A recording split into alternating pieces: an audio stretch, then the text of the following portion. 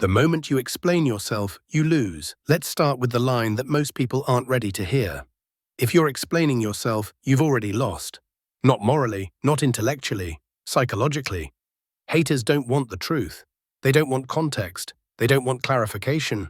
They want movement. They want to see if they can reach inside you and pull a reaction out. And the moment you explain, you confirm something dangerous, that their opinion matters enough to destabilize you. This conditioning starts early. As children, explanation was survival. If we could convince authority figures that we were innocent, we were safe. If we failed, there were consequences. That reflex never left the body.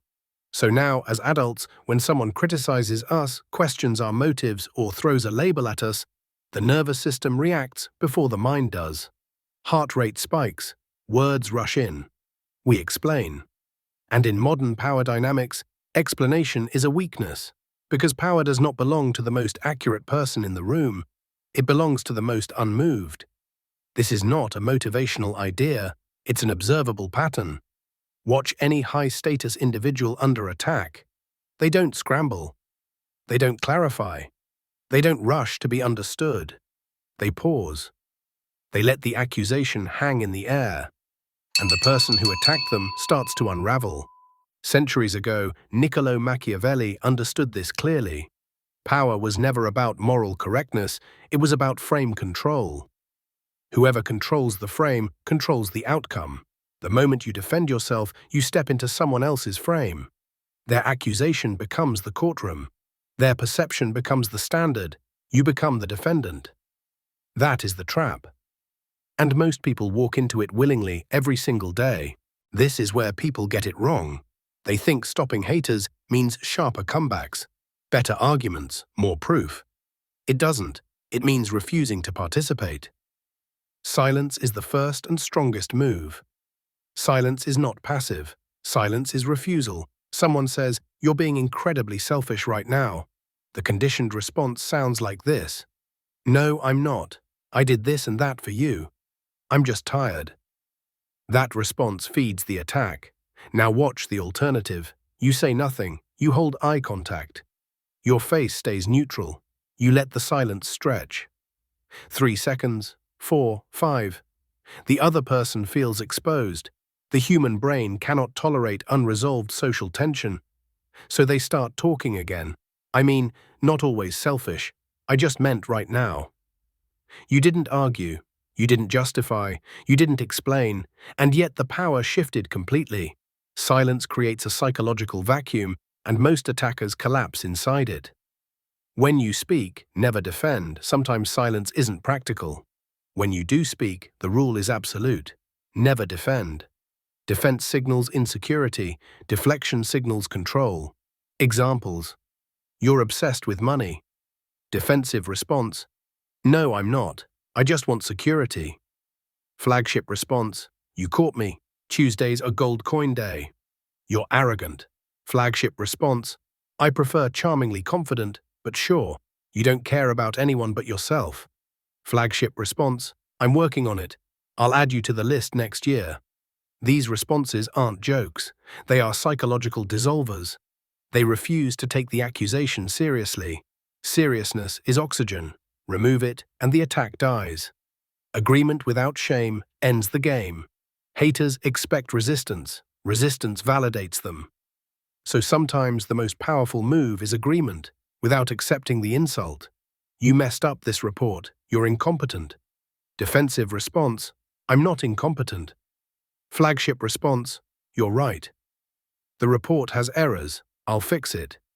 Notice what you didn't accept. You accepted the fact. You rejected the identity. Secure people admit mistakes readily. Insecure people fight desperately to avoid them. Haters feed on that desperation. When you agree calmly, their momentum disappears. Take the judge's chair. In every confrontation, the person asking the questions holds the power. So you stop answering and start redirecting. Why are you always late? Defense.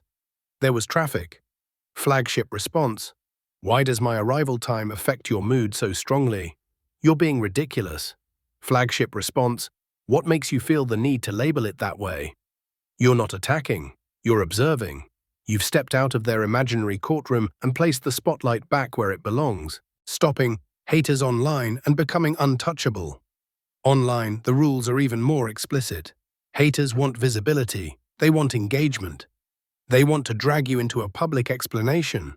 The moment you write a long comment defending yourself, you've already lost. You're no longer talking to one person.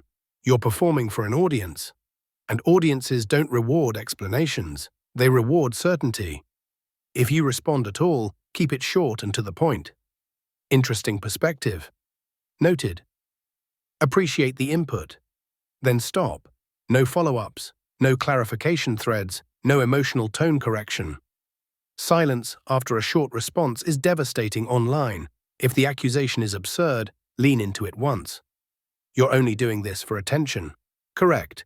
This is all part of a long-term plan. Say it dry, say it once, leave. Absurdity reframes the attack as unserious, and unserious attacks don't spread. Online haters love identity attacks. You're a fraud. You don't know what you're talking about. You're insecure. Never argue identity.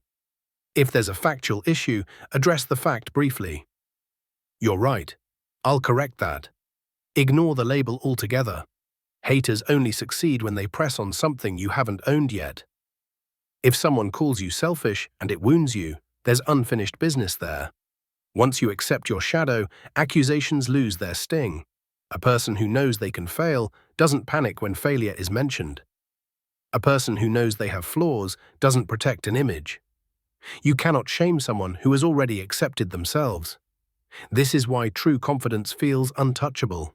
There's nothing to grab onto. Here's the experiment. For 7 days, stop explaining yourself. If you're late, say, "I'm late." If you spill the coffee, say, "I spilt the coffee." If someone misunderstands you, let them. Online, stop clarifying. Stop correcting tone. Stop managing perception. Don't feel the urge to fix it.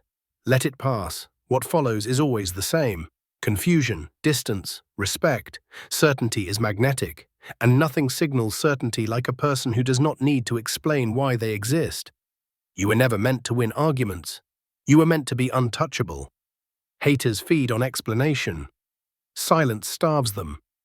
If this resonated with you, like the video, subscribe and leave a comment below. And if you're done explaining yourself, write it clearly. No more explanations.